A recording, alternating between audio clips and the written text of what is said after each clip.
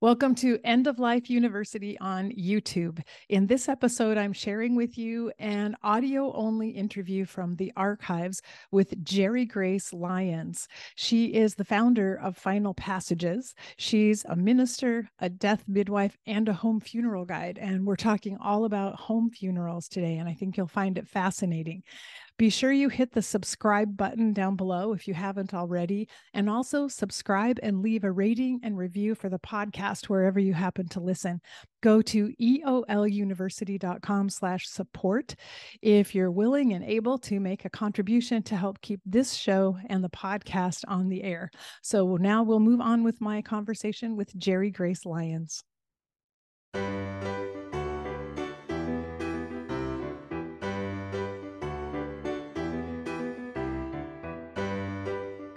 I'm very honored to introduce our guest speaker tonight, who is Jerrigrace Lyons.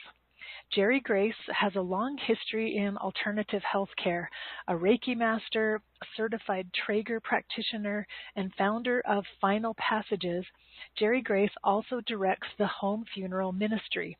She has been interviewed and reviewed in the Wall Street Journal, USA Today, Mother Earth News, SF Magazine, KRON4, and CNN Headline News, to name a few, and was featured in the PBS documentary A Family Undertaking, which aired nationally in 2004.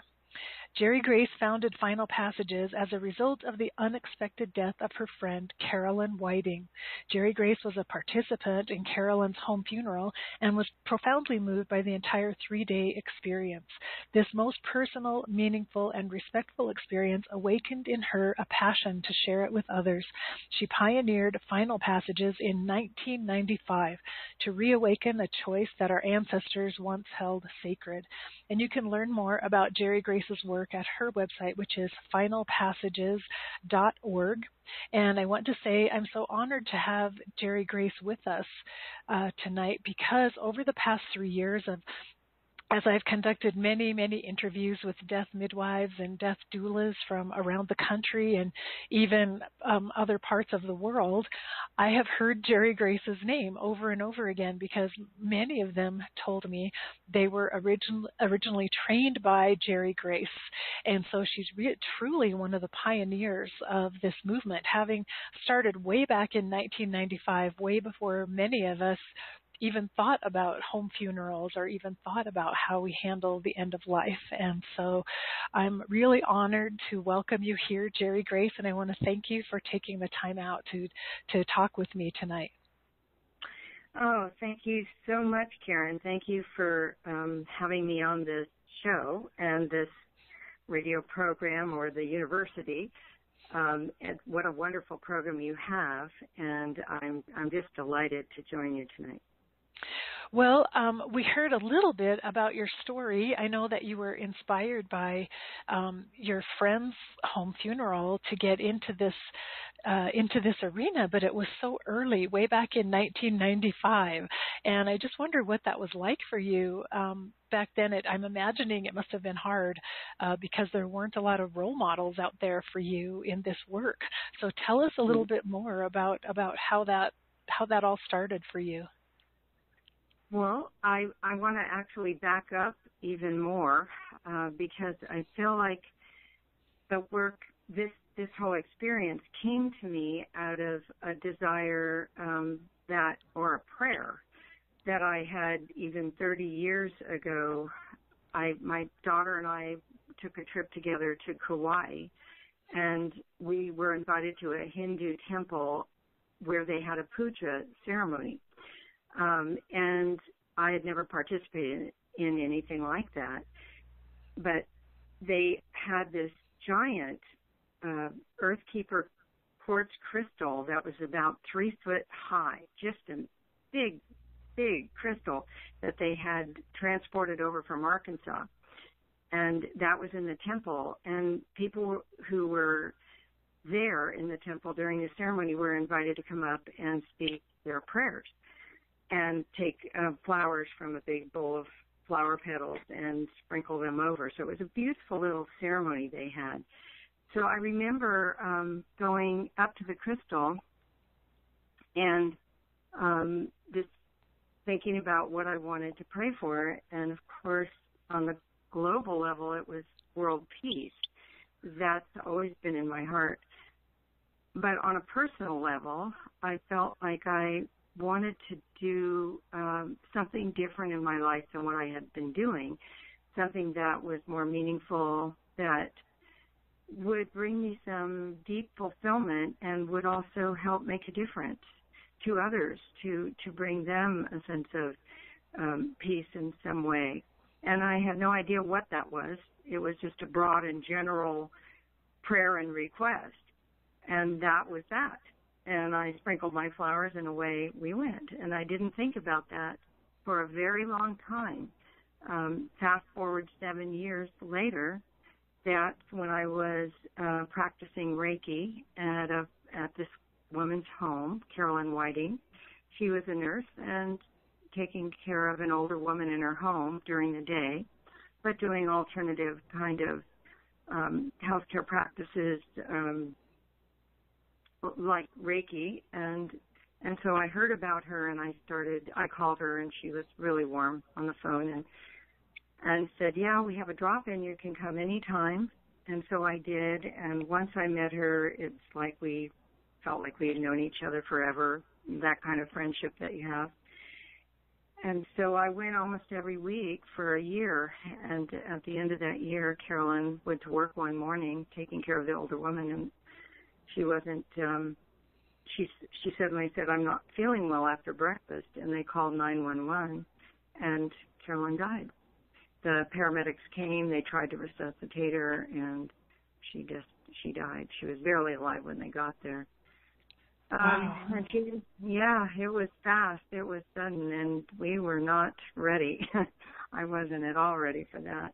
And I really felt my heart broke when I heard. Later that day, I got a phone call saying that she had died suddenly, and it was just hard to fathom. Sudden deaths are just, our psyches aren't prepared somehow. And, no, and it's just like an idea, and it's not, it doesn't seem real. It can't, you can't even put it together in some sane way. But we did meet at her home that night. I got a call from one of the people who had gotten informed, and we met that night and found out that more about, that Carolyn was having a hard time breathing. And she did have a history of asthma. And so she had been under doctor care for that asthma. And so that, in a way, turned out to be a good thing that she was under doctor care, because he was willing to sign off on the death certificate, which meant that we could bring her body home from the hospital. It meant that she wouldn't be getting an autopsy.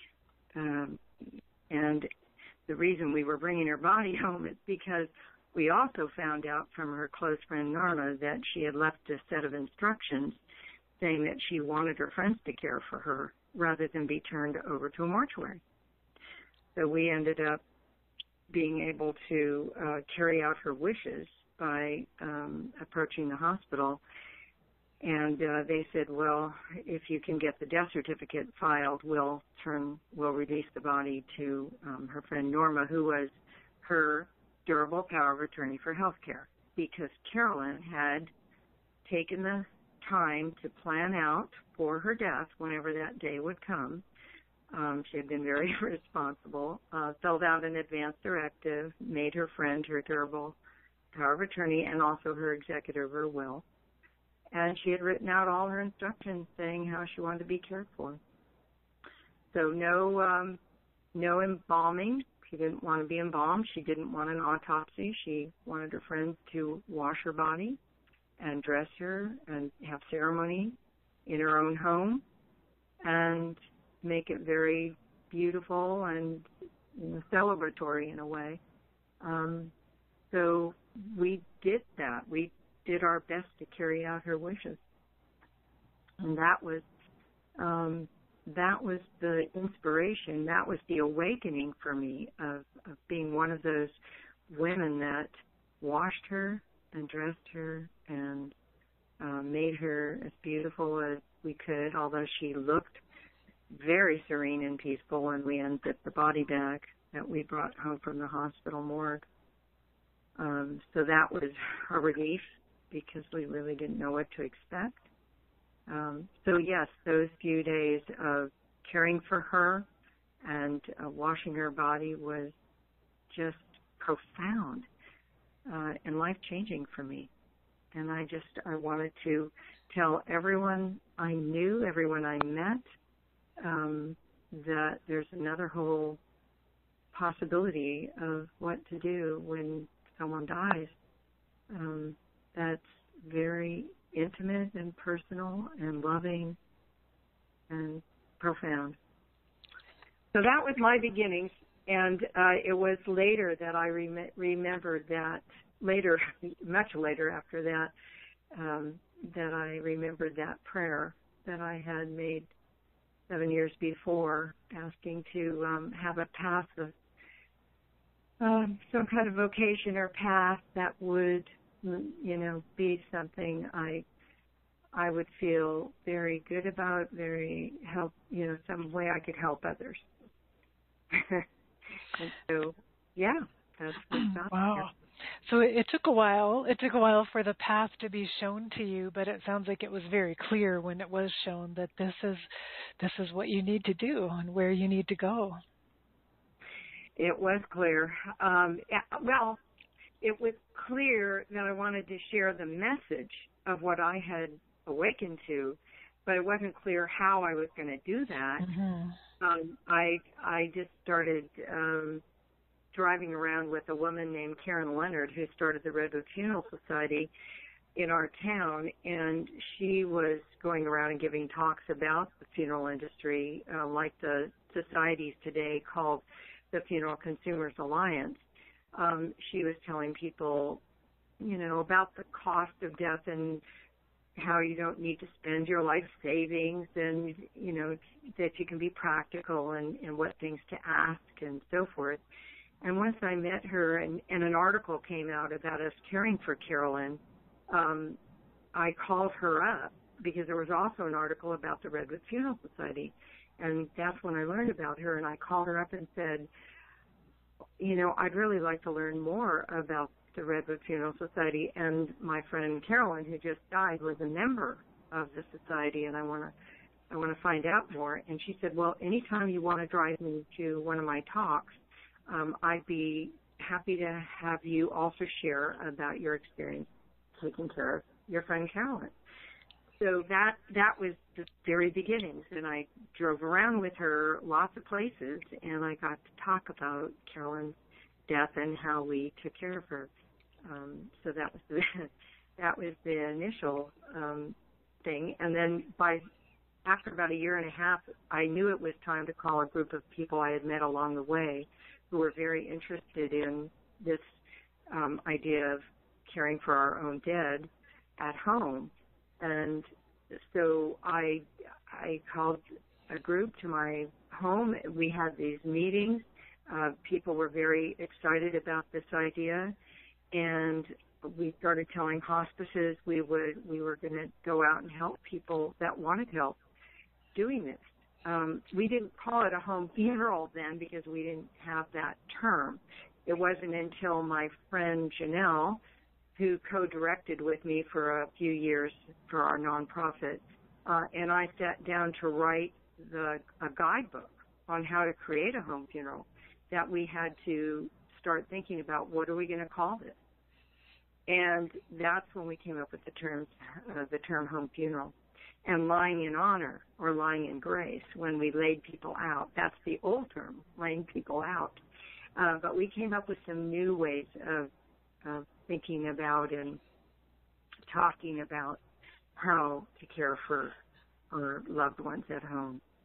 So home funeral is a term that, to me, it just basically means home base, but it doesn't, people don't have to bring someone home. They can care for somebody in the hospital. They can wash their body in a hospital or in a convalescent home still, and not really bring the body home or have the body home. But it gives the sense that it's family-directed and it's home-based, so or centered at home.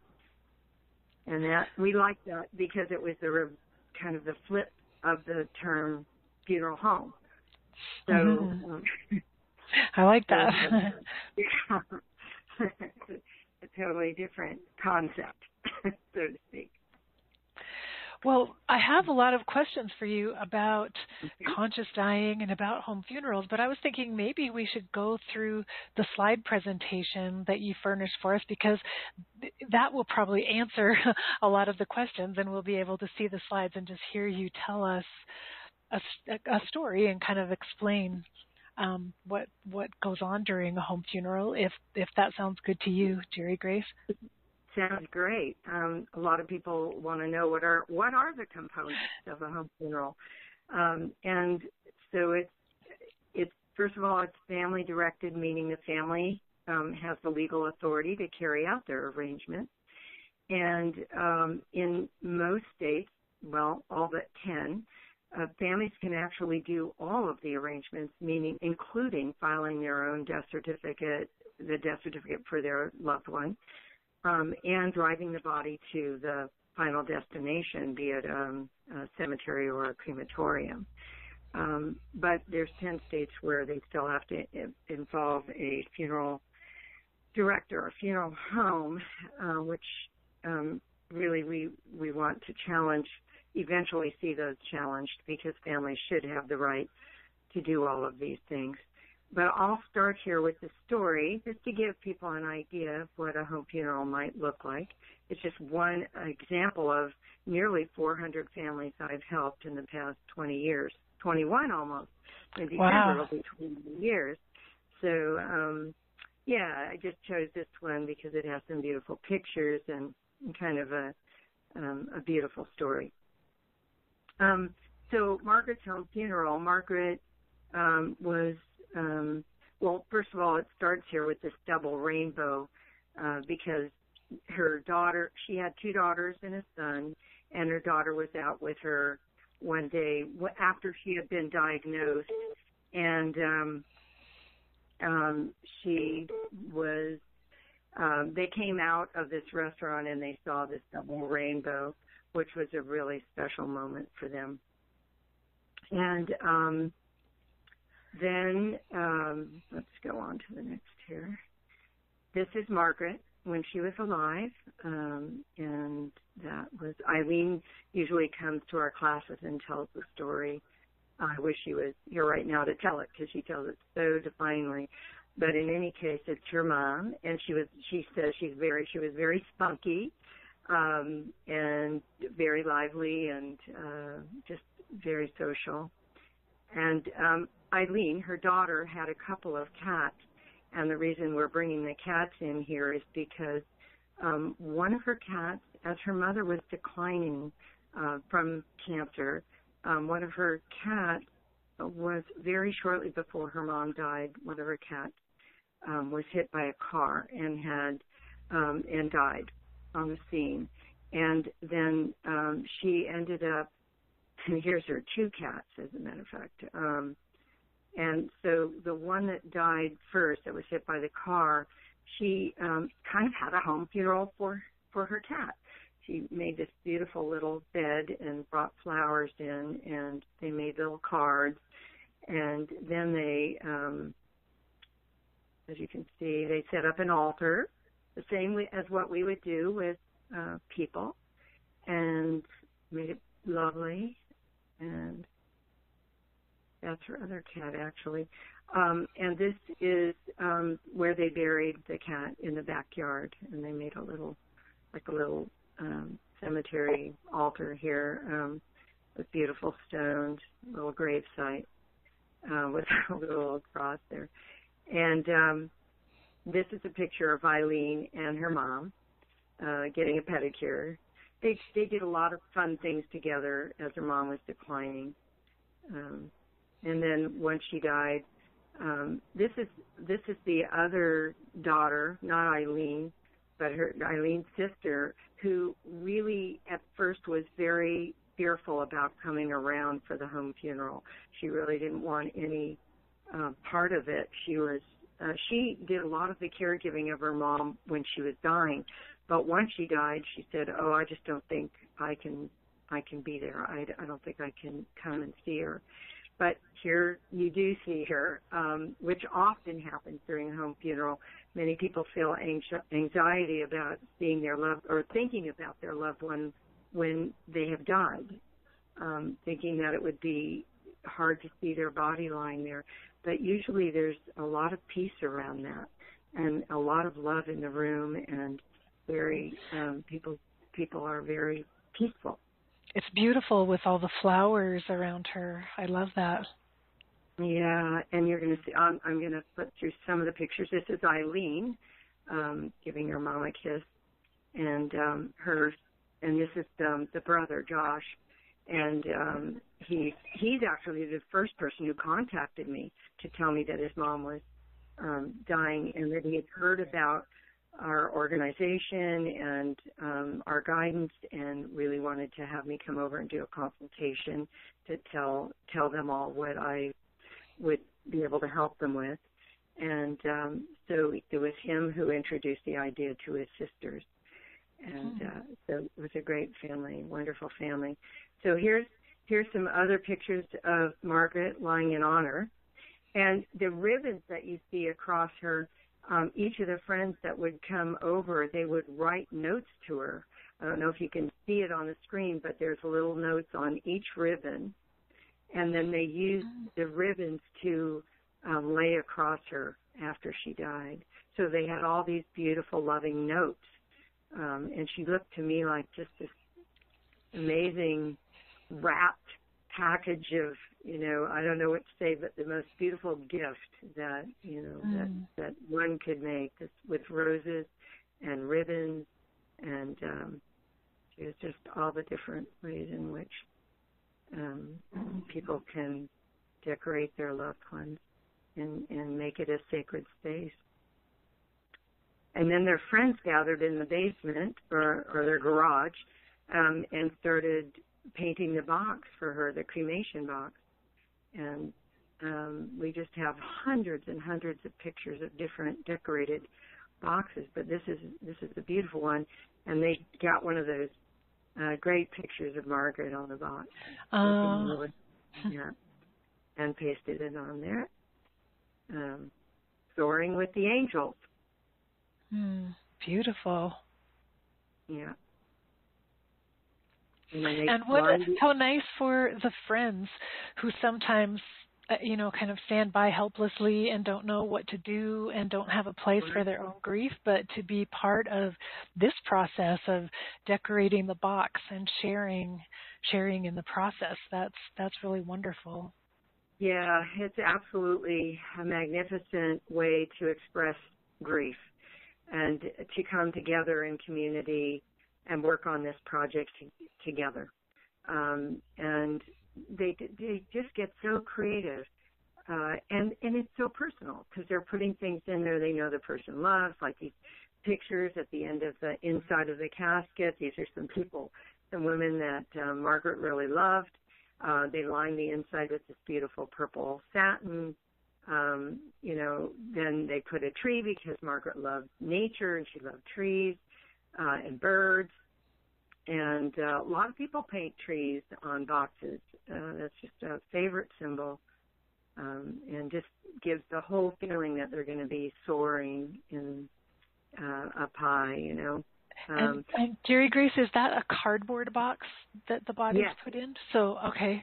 So, the rectangular cardboard box.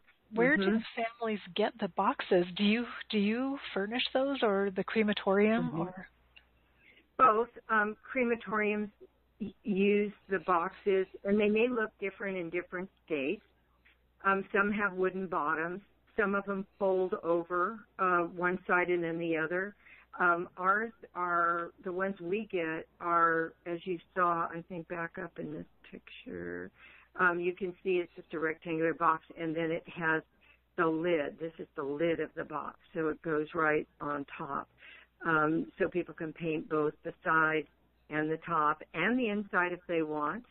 And we provide them. I get them from a local funeral home who's so wonderful. They work so cooperatively with us, and we get them about five boxes at a time, and they're flat. But Mark, who's standing in the picture here, that's my husband, and he staples them together and makes them into a box, and then we deliver it over to the family that wants to use them. But families can often get them from the funeral home. Most of them do cremate the body inside of a box, not just in a shroud, but some places will allow that. It's just easier for them to be able to slide the box over little rollers and into the chamber where it's going to be cremated. If it's in a box, it's hard to do that if it's just a shroud. Is this same kind of box used for burial, for a natural burial, the same cardboard box, or is there something else? Well, it can be if the cemetery that you're doing burial at will allow it. That's individual cemeteries have different policies. Some will allow boxes, biodegradable caskets that are made out of willow or wicker or banana leaf or seagrass and many, many other kinds. But they might allow a cardboard too. I think the main concern a cemetery has is how they're going to get it down into the grave safely. So to me, I think they should be able to lower a cardboard box as easily as a wood box. But it's, anything out of the norm is always a question, because mortuaries and cemetery owners, they're used to doing things one way, and when somebody presents a new idea, sometimes some people have an easy time with change and others don't. Yes. So we have to keep presenting this as a viable and a good idea. I wanted to show this picture because Eileen had the idea of putting a very sheer piece of material over her mom when they weren't in the room as a sign of respect for her. And then when people came to visit, they could take the veil off. But it was, she looked really, a veil, you can see her face through it. But yeah, that's beautiful. It looked rather beautiful. Yeah.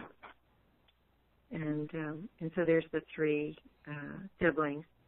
And, it brings people together in this beautiful way, even in a much closer way than, that a lot of power struggles and different things that come up between siblings often disappear when there is the death happens, and people just, their hearts open and they just go, oh, man, life is just too precious to be upset about those small things anymore. So let's just, let it go. It's especially nice that there is hands-on work that needs to be done to prepare the body and prepare the room and the bed and the flowers. And so it seems like that's also really healing and helpful because the family members have to work together and cooperate as a team in order to do the preparations. And I can just imagine that instantly bonds them together while they're doing this for their mother. Yeah, deeply bonding, and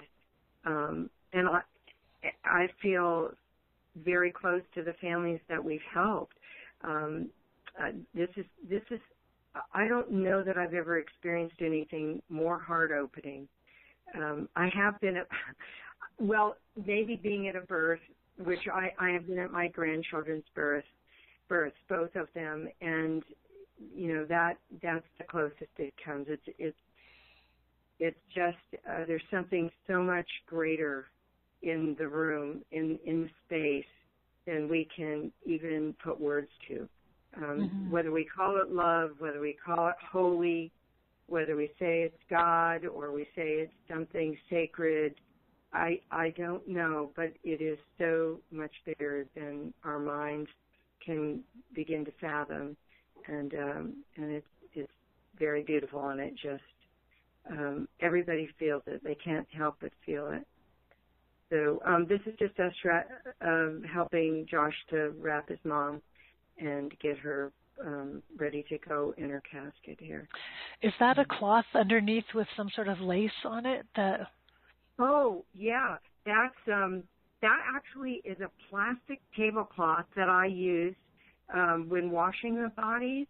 And yeah, it's just this. It looks like a lace tablecloth. Well, that's what it is, only it's plastic.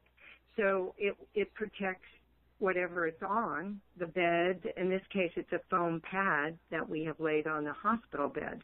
And then we have the dry ice under her right there. So interesting. Yeah. But it's lovely. I mean, so that's very nice. You found a way to make it very aesthetically appealing but functional at the same time. Yes, exactly. Yeah. And we were so delighted when we came across that idea.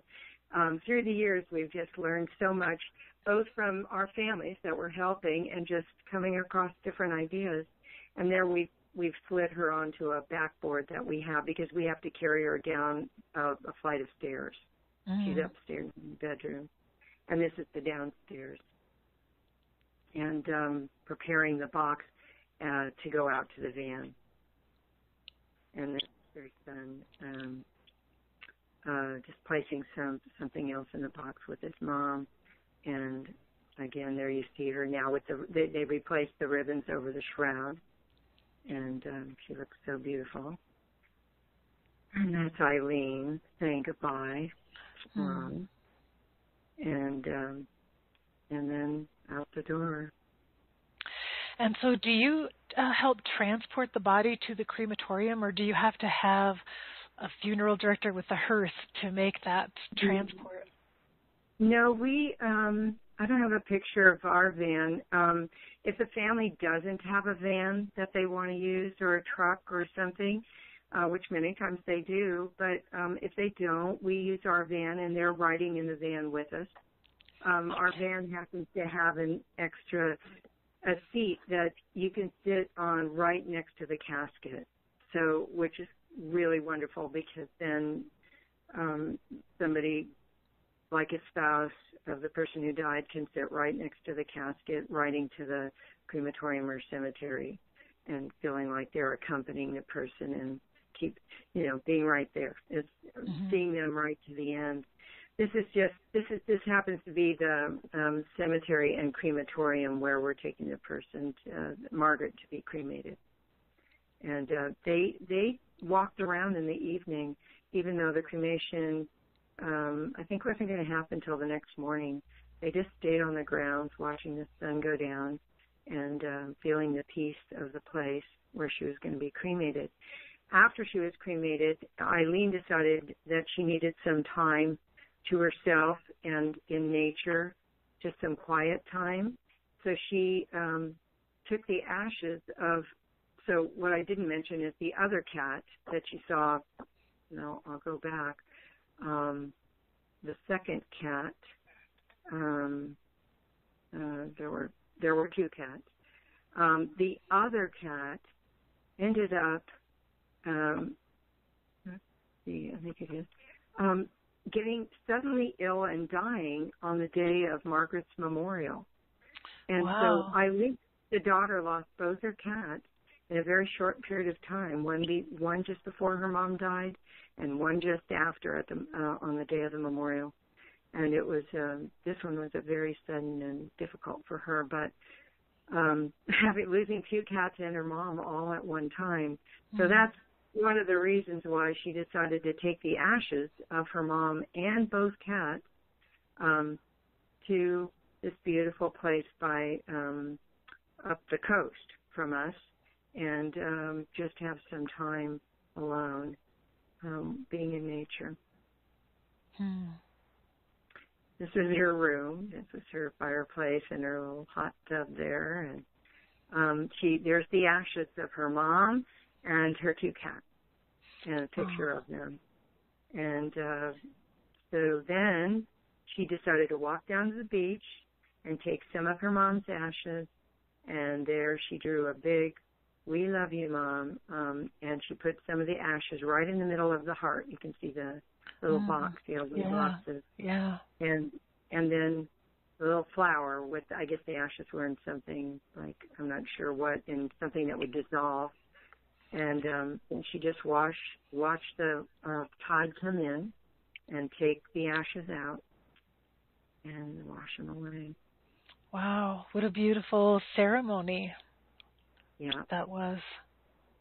And then when she afterwards, once again, very soon after that, when she was coming home, there was the double rainbow once again. So she felt very connected with her mom because it was very special from when she and her mom first saw it when they were together. That day they spent together. And so here it was again. And a lot of people see or experience something that is connected with the person who died. It may be a bird. It could be a flower that blooms at a time it doesn't normally bloom. We've had people tell us all kinds of amazing experiences where they felt that it was a message from their loved one, that from the other side. And for Eileen, it was the double rainbow. Wow, that's gorgeous. Yep. So that is a home funeral, just one example, but it did, show a lot of different things that people do. They love to decorate the casket. They love. Now, another thing I do is help them with the paperwork. I help them fill out the death certificate and the disposition permit that needs to be done in California. And I go with them when they file it, and I go with them to get the doctor's signature for it. And so I'm accompanying them through the whole thing. And so then, you're really quite involved in all of this process with the family. Which is one of the reasons why, I think that we've been able to help so many people, because I feel like a lot of people love the idea, but they're, without having done it once or been to a home funeral and see what it looks like, they have a lot of fear about approaching it. So being able to be a guide, and I don't always do all of that. Some families feel completely competent to wash the body themselves. Others feel they need help with all of it. Some just want help with the paperwork, and whatever their need is, I try to meet that need and certainly empower them to do as much of it as they feel comfortable doing and would like to do, and give them suggestions when they want it, but not in any way try to direct the whole thing. Just be more in the background, Good. Well, I wanted to invite people listening, if you have any questions for Jerrigrace, we'll start taking those now. And if you're on the telephone, again, you can push *2 on the keypad to raise your hand if you have a question. And otherwise, you can type in your question, and I'll read it out loud. And Jerrigrace Deborah wrote, "Photos are so precious during this experience. So grateful to the families who allowed you to share these with us." And absolutely, I echo that. It's really wonderful for them to allow us this moment to share in that sacred time of theirs, and it's so instructive and inspirational to us. And so thank you, Jerry, for bringing them, and thank you to the family who permitted that. I ditto on that. We are always grateful when a family gives us permission to use their photos. It is such an intimate time, and but those who understand the education that comes from others seeing what people do. I take my photo album when I go to the family's homes to consult with them and help them prepare for the home funeral. I take my photo album so they can see what other people have done, and you can visibly see them begin to relax as they see, oh, look at this, the beauty, the color, the beauty, the grace that surrounds it, the sacredness of it, and they immediately pick up on that and say, oh, okay, then they can begin to see themselves being able to do it, being able to carry that out. Yeah. So, Anne has asked, how do you find someone who will guide the family in a home funeral? So I guess she's asking, how does one go about that, even finding someone like you who could do that work? Well, certainly the National Home Funeral Alliance is the answer every time. There's a directory on the website, and you can join. You can become a member of NHFA. There's just by donation, they don't require any money, but they ask for a generous and affordable donation.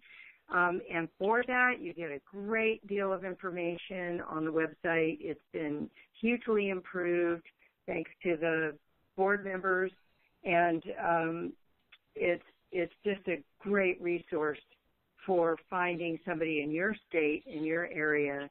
But I also know a lot of people, too, especially if it's California. We've had so many hundreds of people go through our training. So I've connected people all over the country with guides, and certainly send them to the NHFA website as well. So, yeah, there's different resources that are really helpful. And more that are going through our training and others' trainings are becoming guides and setting up their businesses or nonprofits or support groups or whatever around the country. It's a really growing movement. Yes, I'd love to see a home funeral guide in every community so that this alternative was always available for people no matter where they lived. Yeah, I agree, and that answers one of the, I think, one question that a lot of people have, and that's, what do you hope for this movement? And that, for me, is one day everybody knowing that this is a choice that they may have, that what the concept is, what the benefits are of having a home funeral, and by understanding what it is, then they might decide that is a good choice for them or not. But at least they know it's available, because there's nobody else out there that's going to talk about this. Certainly people going into a funeral home aren't going to have a funeral director saying, oh, and by the way, did you know you could also do a lot of these things yourself and save a lot of money and have a beautiful and intimate and sacred and meaningful experience in your own home. So, this is my dream, is that people will one day just know what a home funeral is, and that it's a choice that they can have. And Anne writes, thank you for this. It is so inspiring. I've never heard of anything like this. So thank you for writing that, Anne, because that probably just makes the whole night for Jerrigrace and for me to know, because that was our hope, that we could spread the word about home funerals and inspire someone like you who hadn't heard of it before, because that's how we really spread these ideas and help people know what's possible. So thanks for writing that, Anne. Yeah, thank you, Anne. I was going to say, Jerrigrace, I had thought before I would ask you, how do you create the sacred space? But then as soon as I looked at the photos, I realized you don't have to create it. It just is a sacred space when you're caring for a dying person. It's already sacred, and you just honor the sacredness that's there. And probably people just get inspired in the moment, like the ribbons the friends were writing messages on for Margaret, and I'm sure some of those ideas just arise, and people think of things that they want to do and want to create in that moment. Absolutely. There's so many different ways in which people have honored their loved one at home, whether it's, making hearts or stars or writing notes. One woman put lace pieces of their mom that they found in a drawer, and they sewed them all together and created a beautiful blanket to lay over the top of her. As she was dying, they, put it together, and then they had it to lay on top of her. People have just come up with the most beautiful, beautiful things to do. There's just lanterns. They've made those cranes. People have learned how to fold the crane. Oh, yeah. And it does take on a life of its own. If we just step back and not try to make things happen, it just flows on its own, just like a river going down. The water just knows where to go and how to flow, and people just follow along and do this beautiful rituals. And they could have many ceremonies in their home, not just one. Usually the body's taken away, and then everybody shows up in a hall or in a chapel, and they have this one memorial service. But when you have a home funeral, you can have many different ceremonies. Recently, we helped a family where they did a ceremony every evening, and different people came each evening because they had different things going on in their lives. So it gave different people an opportunity to show up and to sing songs, play music that the person loved, say what they loved about them. So you can have 3-4 ceremonies as well as a memorial later. Wow. Yeah, that's incredible when you think about it. There's so many different possibilities that could just happen to meet the needs of each individual family. Mm-hmm. Mm-hmm. Well, I was wondering, Jerrigrace, if you would share a little bit in case anyone listening has the idea that maybe they would like to do this work and become a home funeral guide. Could you talk a little bit about the training you offer and what qualifications one should have in order to do this work? I would love to talk about that. So back when I first started, after I'd had a number of experiences, I started just teaching little introductory courses, talking about the home funeral concept and what were the components and what were the benefits, and as I was experiencing them. And later in the year 2000, we decided to put together our first weekend workshop. And we called our course Honoring Life's Final Passage. And so later that became level 1, because when we finished level 1, people said, more. we want to learn more. So we went on and created a level 2. And so then level 1 really became our more of the conscious dying discussions, like how to prepare for death, both practical preparation and spiritual preparation. What is conscious dying? I mean, that's a huge question, and we discussed that for quite a while in each of our classes. And that, it's different things for many people.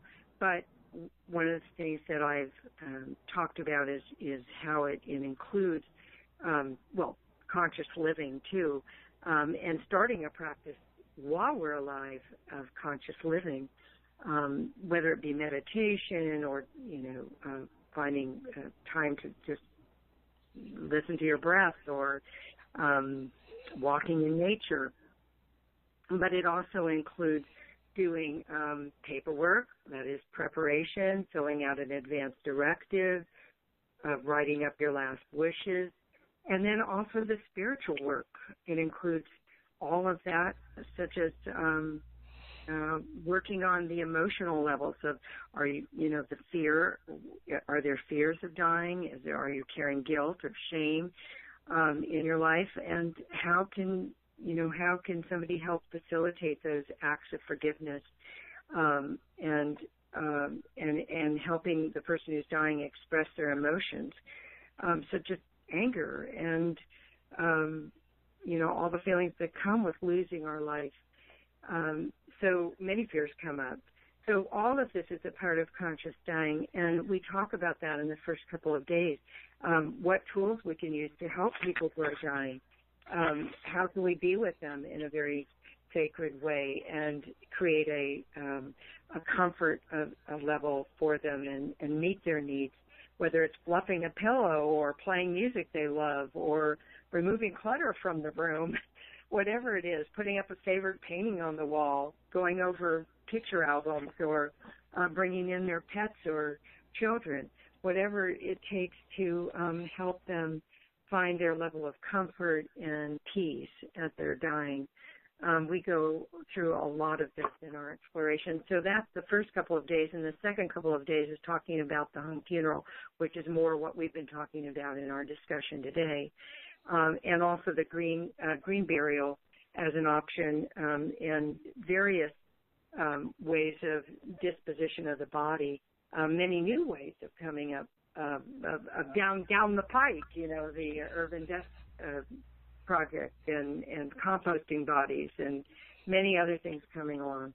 So that's our level 1 and 2. And then finally, our third level, I'm going through this very fast, but and I want to back up and mention that we also talk about the essential oils, therapeutic grade essential oils for anointing the bodies, and they're all the uses that they have in this process, and the legalities, of course, and each state has its own, but we can direct people to how to find out their legalities for their state. For instance, there's Spinal Rights, which is a book written by Lisa Carlson and Josh Slocum, who and they have all the regulations for each state for home funerals in our country. And then we show many films to help people see what different people do and how they do it. And then finally, level 3 is our graduate course. And in that, we have people reenact or do a role play of a home funeral. And we talk about grief, family dynamics, how to deal with autopsies.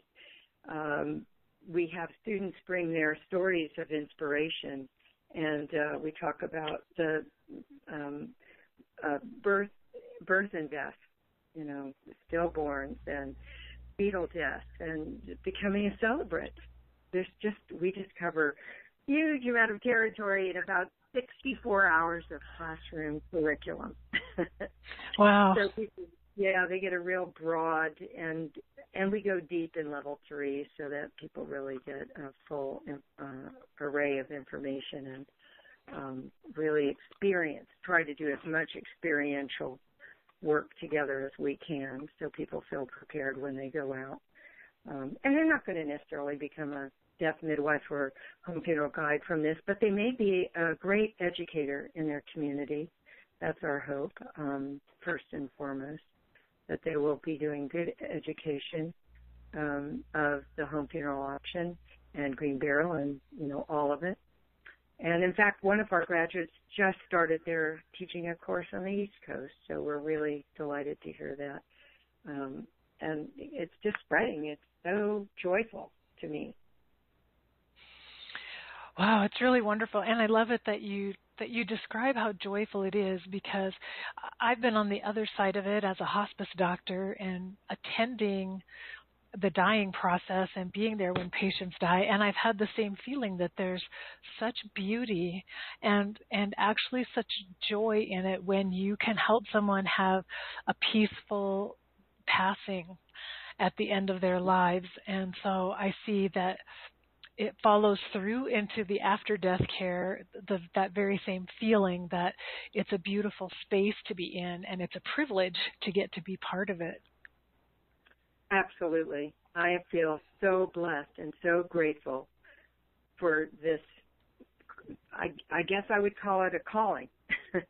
I called it to me with my prayer, but I never knew what form it would take. And that's the mystery and the beauty of life, is we never know. It's all part of the journey. And so conscious dying really is about opening to our journey, seeing it as one big adventure, and doing the best we can with that, finding, in what ways we can to have some sense of completion or acceptance or peace of mind at the end. Being as authentic as we can in our expressions. And that's all work. It's all work of life and dying. But it's a beautiful work. It's beautiful work. It's deep work. Absolutely. Well, I want to say, Jerrigrace, with your 20 years of work in this field, which still kind of blows my mind, you, as I said before, you really have created a ripple effect across the country and even across the world, because I know you now go to Europe to teach others about this work. And so I'm so grateful to you for answering the call and for stepping up to do this work at a time when it wasn't known at all. And, you are truly a pioneer, and you've made a great difference for all of us in how death is perceived and cared for. So I thank you for everything that you've done. Oh, well, thank you.